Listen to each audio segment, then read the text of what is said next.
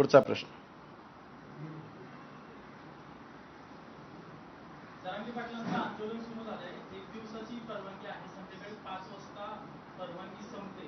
तर परवानगी संपल्यानंतर जरांगे पाटील ठाम आहेत की अमरण उपोषण करणार आहे. तर सरकारने कारवाई करावी का? तुमची काय मागणी? जरांगे हुकुमशाह आहेत का? हिटलर आहेत का जरांगे?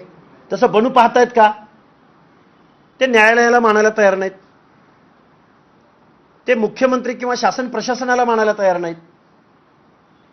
खरं तर जरांगेंचं मी तुम्हाला नेहमी म्हणतोय की हा आरक्षणाचा लढा नाहीये. हा मराठा बांधवांच्या शिक्षण नोकऱ्याची कळवळ जी दाखवली जाते मीडियाद्वारे, हे तसं नाहीये. जरांगेंनी मुंबईकडे निघतानाच स्क्रिप्ट फोडली हा राजकीय अजेंडा असल्याची. हा राजकीय अजेंडा कसा? तर ते म्हणाले की मी हे सरकार उलथवून लावणार आहे. देवेंद्र फडणवीसांचं सरकार उलथवून लावण्यासाठी आम्ही आजपर्यंत म्हणायचो की विरोधी पक्ष त्यामध्ये सामील असेल, पण आता मी जबाबदारीने सांगतो की सरकार उलथवण्यासाठी जसे विरोधी पक्षाचे आमदार खासदार त्यामध्ये सामील आहेत, तसंच अजितदादा पवारांचे आमदार खासदार त्यामध्ये सामील आहेत. हे मी जबाबदारीने सांगतोय. मी माझ्या पदरचं काही सांगणार नाही, मला पॉलिटिकल बोलायचंही नाही. पण जरांगे नावाच्या या चेहऱ्या आडून या महाराष्ट्रामधले आमदार खासदार सरकार अस्वस्थ करायचा प्रयत्न करतायत, सरकार बदलण्याचा प्रयत्न करतायत. आणि आरक्षण हा विषय नाहीये.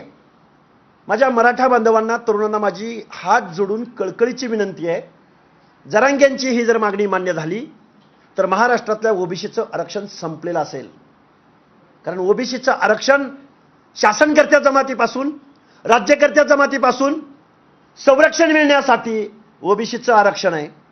आणि ज्यांच्यापासून संरक्षण पाहिजे तेच सगळे लांडगे जर या ओबीसीच्या कळपामध्ये घुसले तर या मेंढरांचं काय होईल याची कल्पना इथल्या आमदार खासदार शरदचंद्रजी पवार, अजितदादा पवार, देवेंद्रजी फडणवीस, एकनाथरावजी शिंदे, काँग्रेसचे नेते, तो नांदेडचा एक खासदार आहे रवींद्र चव्हाण, त्यानं लेटर हेडवरती पाठिंबा दिलाय जरांगे पाटलांना.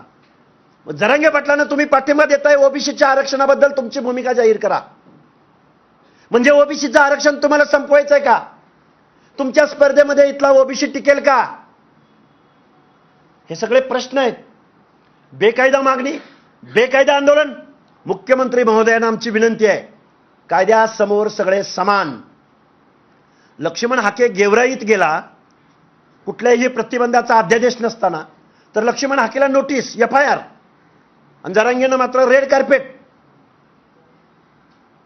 खऱ्या अर्थानं गुन्हे दाखल होताना सुद्धा सामाजिक दुजाभाव या महाराष्ट्रात होतोय.